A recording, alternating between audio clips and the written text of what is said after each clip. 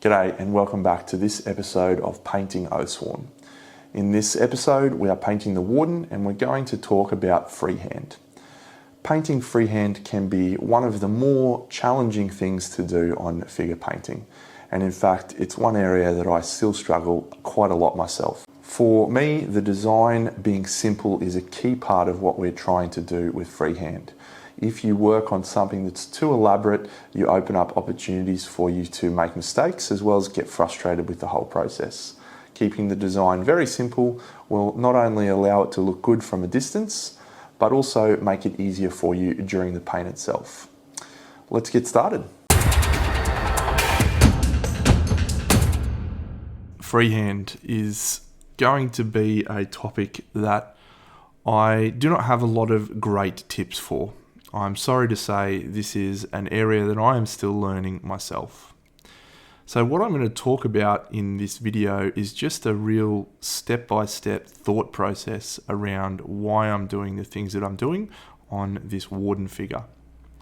So the intent for the final result is to have a chain running along the back of his cloak. So my first step in this approach is to, I guess, sketch out the design. Now, I've done all of the great detail work underneath with all of these awesome blends and colors and cool scratches, and now I'm going over it with a flat black color. It's never ever going to look right at this stage. But what I'm trying to achieve is a very clear design, and I guess the number one rule for freehand is keep it simple. The more simple your design is, the easier you'll find it to paint to look good, as well as the better it'll look from a distance. So after plotting out the basic design, what I'm then going to do is go back in and thicken up these lines and try and make them a little bit more even so that it looks like they're all the same size of link. When you are painting on freehand or any fine detail work like this, the normal approach is to grab a very dilute color. There is a delicate balance here where you need to get the color to be dilute enough that it flows from your brush nicely, but not so dilute that you lose the power and intensity of the color. I do find a medium helps with this. Now, once I have plotted in all of those lines and shapes, I then go back in and neaten it up with the color that is as close as I can get to the actual cloak. I don't worry too much if these colors don't quite sit in exactly the same tone as the cloak, as long as they're close enough, because what it will help to do is just separate these little elements from the cloak a little bit more. Again, the dilution of the paint is really important. We want to have it flow from the brush nice and smoothly, but not so much so that the paint doesn't cover the surface when we run our brush across it. It's a delicate balance to strike, but when you get it, it makes it a much easier process painting freehand. So here I am creating depth.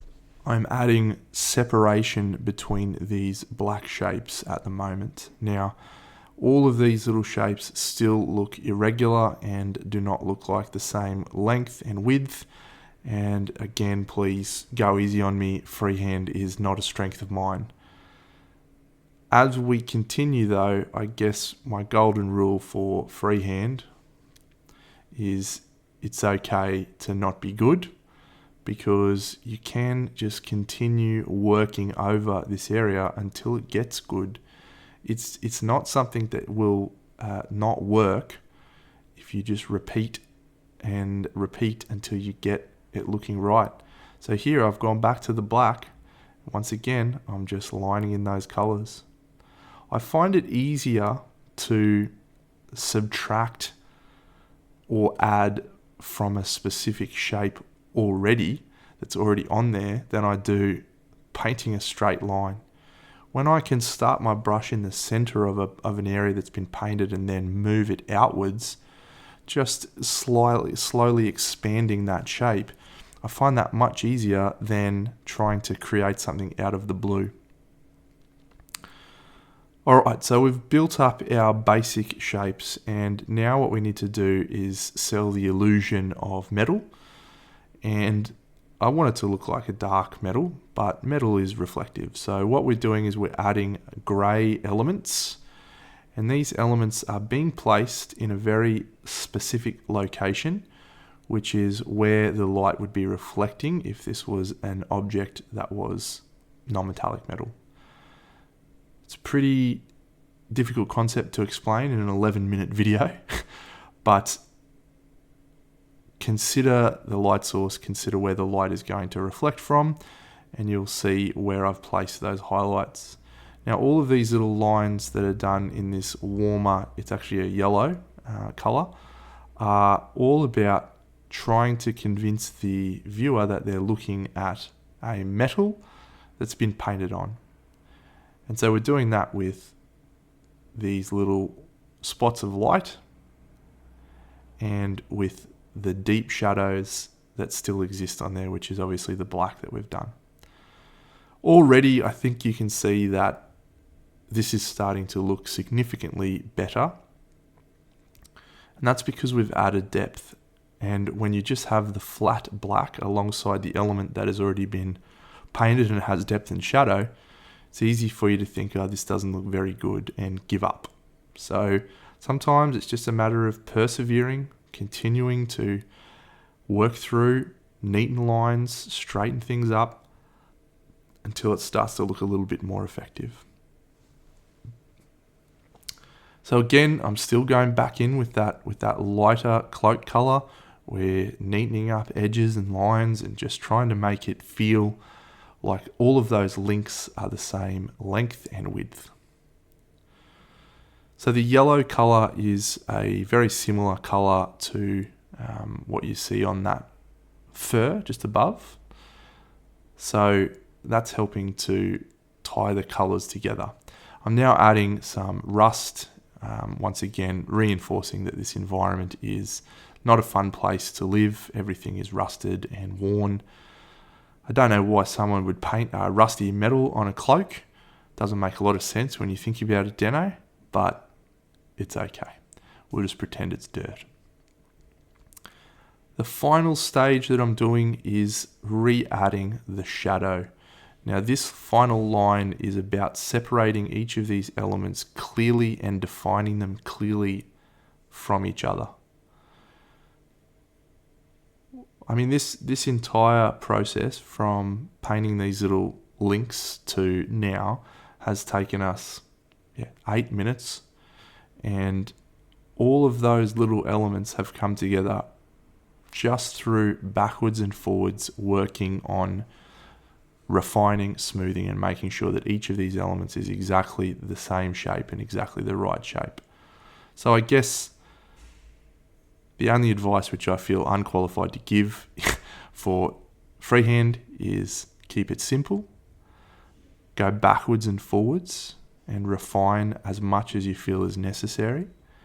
And don't be disheartened if the starting result doesn't look as good as the other elements that you've already painted, especially when you're at the very start of that process. I am really pleased with how these chain links came out on the back of this cloak. I think it's a really easy style of symbol to try and practice for your first freehand.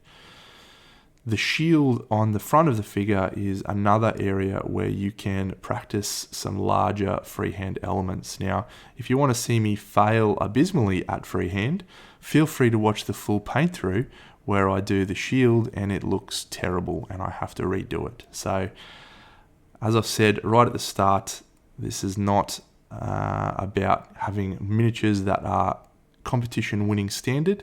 This is about having models that look good on the table and are quick and easy to achieve. And that's our result.